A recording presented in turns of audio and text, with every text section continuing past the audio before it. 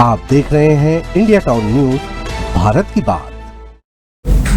नमस्कार, आप देख रहे हैं इंडिया टाउन न्यूज और मैं हूं आपके साथ मर्सी। स्वागत है आपका हमारे खास बुलेटिन राजधानी सरकारधानी में, जो हम आपको छत्तीसगढ़ की महत्वपूर्ण खबरों से रूबरू कराएंगे। बुलेटिन की शुरुआत करने से पहले एक नजर आज की हेडलाइंस पर। सर्पदंश से मौत पर मुआवजे का घोटाला, भाजपा विधायक ने लगाया अधिकारियों पर मिलीभगत का आरोप।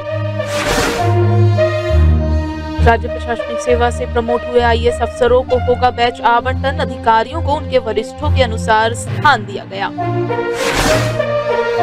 सिकल सेल संस्थान में इलाज की सुविधा नहीं, भाजपा विधायक अजय चंद्राकर ने उठाया मामला। 4 सालों में हेलीकॉप्टर किराए पर 249 करोड़ रुपए से अधिक किए खर्च, सरकार ने विधायक के सवालों का जवाब दिया। विमानन विभाग के खर्च पर हुई चर्चा। 9 बोतल कफ सिरप और 18 नशीली गोलियों के साथ आरोपी हुआ गिरफ्तार, कोर्ट ने सुनाई 5 साल कैद और 1 लाख जुर्माने की सजा। जिला पंचायत में बीजेपी का कब्जा, गौरी शंकर बने अध्यक्ष, लालिमा ठाकुर बनी उपाध्यक्ष। शासकीय भूमि में आवंटन का मामला सदन में गूंजा, भाजपा विधायक धर्मलाल कौशिक ने पूछा 56 करोड़ की जमीन 9 करोड़ में कैसे दी गई। मनरेगा कर्मचारियों ने डिप्टी सीएम विजय शर्मा को सौंपा ज्ञापन, छठी रोकने और लंबित वेतन की मांग। भारतमाला परियोजना में गड़बड़ी, नेता प्रतिपक्ष ने आधे घंटे पहले मिले जवाब पर जताई आपत्ति, यह मुद्दा अगले हफ्ते के प्रश्नकाल के तौर पर लिया जाएगा। वन विभाग की नई पहल, हाईटेक मुनारों से होगी जंगलों की पहचान, QR कोड से मिलेगी पूरी जानकारी। अब खबरें विस्तार से। सर्पदंश से होने वाली मौतों पर मुआवजे के नाम पर अधिकारियों ने करोड़ों रुपए के घोटाले को अंजाम दिया। सदन में भाजपा विधायक सुशांत शुक्ला द्वारा लगाए गए आरोप पर राजस्व मंत्री टंकाराम वर्मा ने जांच की घोषणा की है। विधायक सुशांत शुक्ला ने विभाग की ओर से दी गई जानकारी के आधार पर कहा कि सर्पलोक कहे जाने वाले जशपुर में 96 लोगों की सर्पदंश से मौत हुई, जबकि बिलासपुर में 431 लोगों की मौत हो गई है, जो संभव नहीं है। मुआवजे में करोड़ों की गड़बड़ी हुई है, फर्जीवाड़ा किया गया है। विधानसभा अध्यक्ष ने आंसदी से कहा कि सांप फर्जी था कि आदमी फर्जी था। मंत्री टंकाराम वर्मा ने कहा कि पहली बार ये जानकारी में आया है, ऐसा है तो विधायक जानकारी दे, इसकी जांच कराई जाएगी।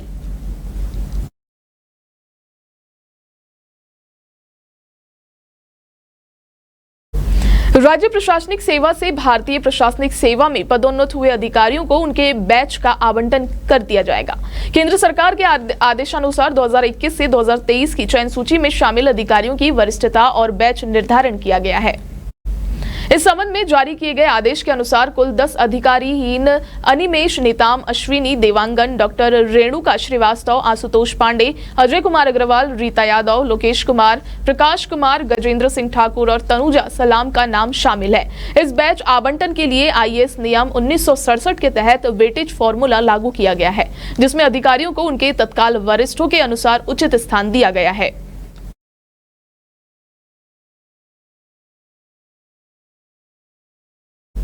सिकल सेल संस्थान में सिकल सेल के मरीजों के इलाज की सुविधा नहीं होने का मामला सदन में उठा। ध्यान आकर्षण के जरिए भाजपा विधायक अजय चंद्राकर ने मामला उठाया। अजय चंद्राकर ने कहा कि पीड़ित मरीज अपनी मौत का इंतजार कर रहे हैं। प्रदेश में सिकल की इस बीमारी से 25 लाख लोग पीड़ित हैं। सिर्फ एक ही चिकित्सा संस्थान रायपुर में है, लेकिन पर्याप्त विशेषज्ञ नहीं है, कोई रिसर्च नहीं की जाती, संचालन के लिए स्वयं का भवन तक नहीं है। मरीज इलाज के लिए दर दर भटक रहे हैं। जिसके बाद स्वास्थ्य मंत्री श्याम बिहारी जायसवाल ने कहा कि करीब 2 एकड़ जमीन थी, किसी भी तरह की आर्थिक अनियमितता की जानकारी नहीं है। यह दुर्भाग्य है कि किसी भी स्वास्थ्य मंत्री ने सिकल के संस्थान को मजबूत करने के लिए काम नहीं किया। यह मेरी प्राथमिकता में है। अजय चंद्राकर जिस आर्थिक अनियमितता की जानकारी दे रहे हैं, उसका परीक्षण किया जाएगा और जरूरत पड़ने पर जांच भी कराई जाएगी।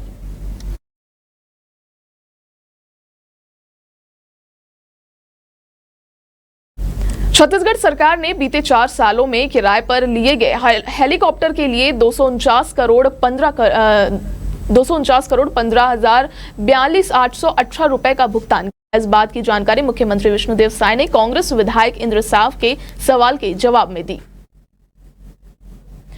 कि कांग्रेस विधायक इंद्र साव ने प्रश्नकाल के दौरान सवाल किया कि छत्तीसगढ़ शासन के विमानन विभाग ने वर्ष 2021-22 से 2024-25 तक किन किन निजी कंपनियों से हेलीकॉप्टर किराए पर लिया, इन कंपनियों को किस दर पर राशि का भुगतान किया गया है। इसके अलावा क्या विमानन विभाग ने शासकीय विमान की खरीदी की थी, यही नहीं वर्तमान में यह विमान उपयोग में है अथवा नहीं।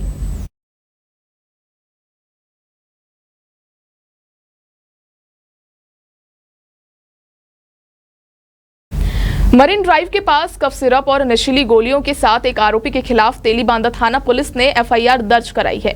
इस मामले में कोर्ट ने आरोपी को 2 अलग-अलग धाराओं में 5-5 साल कैद और 50-50 हजार रुपए जुर्माने की सजा सुनाई। कोर्ट के आदेश के मुताबिक तेलीबांधा के मौलीपारा निवासी दयाराम यादव पिता राहुल यादव के खिलाफ 29 जून 2021 को तेलीबांधा थाना पुलिस ने 9 बोतल कफ सिरप और 16 नशीली गोलियों के साथ गिरफ्तार किया था। आरोपी के खिलाफ तेलीबांधा थाने में एनडीपीएस की 2 अलग-अलग धाराओं पर मामला दर्ज किया गया था। अब कोर्ट ने आरोपी के खिलाफ 5-5 साल कैद और 1 लाख रुपए के जुर्माने की सजा सुनाई है। कोर्ट ने दोनों धाराओं के तहत सुनाई गई सजा एक साथ भुगताने का फरमान सुनाया है।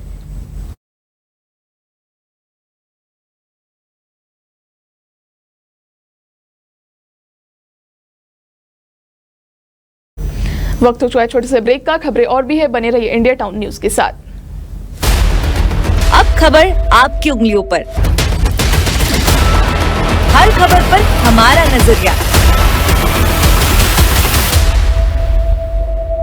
इंडिया टाउन न्यूज, भारत की बात। ब्रेक के बाद आप सभी का स्वागत है। बढ़ते हैं अगली खबर की ओर। जिला पंचायत सदस्य के कुल 11 सीटों में से 8 सदस्यों के साथ पहली बार पूर्ण बहुमत बनाने वाली भाजपा का गरियाबंद जिला पंचायत पर भी अब पूरा कंट्रोल हो। भाजपा समर्थित गौरी शंकर कश्यप निर्विरोध अध्यक्ष चुने गए, वहीं लालिमा ठाकुर उपाध्यक्ष चुनी गई है। अध्यक्ष का पद एससी कैटेगरी के लिए आरक्षित था। इस वर्ग से चुनाव जीतकर जिला पंचायत सदस्य बनने वाले दोनों सदस्य भाजपा के ही थे। बावजूद उनके नाम फाइनल करने में संगठन में जमकर माथापच्ची हुई। बता दें कि 32 साल का युवा गौरी शंकर संघ से जुड़ा हुआ है। विहिप के कई दायित्व का निर्वहन कर रहा था। देवभोग के गोहकेला ग्राम के जन्मे गौरी के पिता कृष्णक व भाई व्यापारी है। गौरी शंकर कश्यप ने शपथ ली कि वे पद की गरिमा के अनुरूप कुर्सी के साथ न्याय करेंगे। सरकार की जन कल्याण योजनाओं के सफल क्रियान्वयन में जिला पंचायत की भूमिका हमेशा से अग्रणी रही। इसी भाव विचार को लेकर अनुभवी सदस्यों के मार्गदर्शन में विकास के लिए काम करेंगे।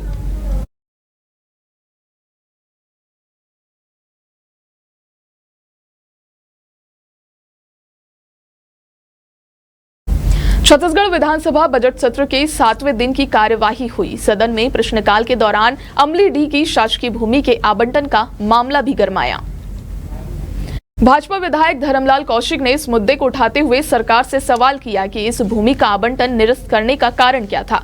राजस्व मंत्री टंकाराम वर्मा ने जवाब देते हुए कहा कि नियमों में बदलाव के कारण यह आवंटन रद्द कर दिया गया था, जिस पर भाजपा विधायक मोतीलाल साहू ने कहा कि मेरी ही शिकायत पर रामा बिल्डकॉन को आवंटित जमीन निरस्त की गई थी, लेकिन सदन में दिए गए जवाब में रिकॉर्ड में जमीन बिल्डकॉन के नाम पर ही दर्ज दिख रही है।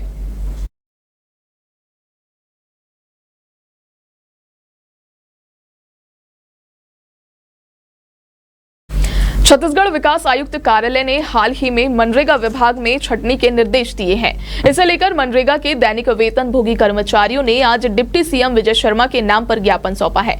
कर्मचारियों ने ज्ञापन के माध्यम से विभाग में छंटनी को रोकने और लंबित वेतन दिलवाने की मांग की है। बता दें कि हाल ही में छत्तीसगढ़ विकास आयुक्त कार्यालय ने पत्र जारी कर महात्मा गांधी मनरेगा के कुल स्वीकृत पदों में से खाली पद से अतिरिक्त संख्या में अगर कर्मचारियों की नियुक्ति कलेक्टर दर पर की गई हो तो ऐसे कर्मचारी की सेवाएं तत्काल समाप्त की जाए। किसी भी परिस्थिति में स्वीकृत पद की तुलना में अधिक कर्मचारियों को नियोजित न की जाए। वहीं प्रदेश अध्यक्ष सीमांत प्रजापति ने बताया कि मनरेगा कर्मचारियों ने अतिरिक्त कार्यरत कलेक्टर दर कर्मचारियों के लिए जारी आदेश को स्थगित कर दिया। उन्हें समायोजित कर यथावत कार्य में रखने के लिए आदेश जारी करने की भी मांग की है।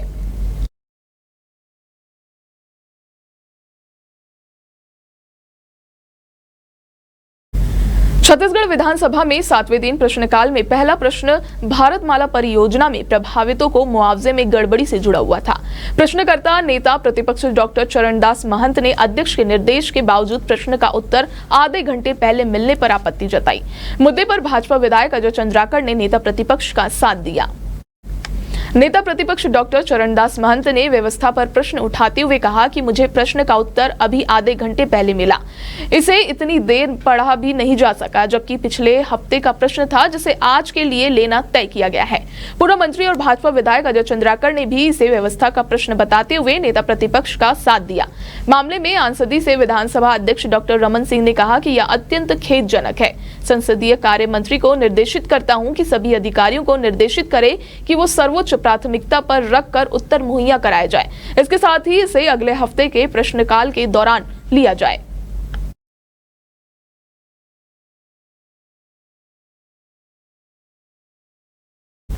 अब जंगलों की सीमाएं सिर्फ पहचान के लिए नहीं होगी, बल्कि वहां खड़े मुनारे ही उस क्षेत्र की पूरी जानकारी देंगे। वन विभाग ने जंगलों की पहचान और संरक्षण को अधिक सुलभ और आधुनिक बनाने के लिए हाईटेक मुनारे बनाने की अनूठी पहल शुरू की है। परंपरागत पत्थरों के ढेर से बने मुनारों की जगह अब मजबूत और टिकाऊ मुनारे बनाए जाएंगे, जिन पर QR कोड लगाया जाएगा। यह QR कोड स्मार्टफोन से स्कैन करने पर उस वन क्षेत्र की पूरी जानकारी तुरंत उपलब्ध कराएगा। पहले मुनारों पर सिर्फ सीमित जानकारी लिखी जा सकती थी, लेकिन अब QR कोड जोड़ने से वन क्षेत्र का पूरा ब्यौरा 2 पन्नों में डिजिटल रूप से उपलब्ध होगा। स्कैन करने पर वन क्षेत्र का नाम, सीमाएं, क्षेत्रफल, वन्य जीवों और वनस्पतियों की जानकारी तथा अन्य महत्वपूर्ण तथ्य मोबाइल स्क्रीन पर दिखेंगे। इससे न केवल वन विभाग को अपनी कार्यप्रणाली को और बेहतर बनाने में मदद मिलेगी, बल्कि आम नागरिक भी जंगलों के बारे में अधिक जागरूक हो सकेंगे।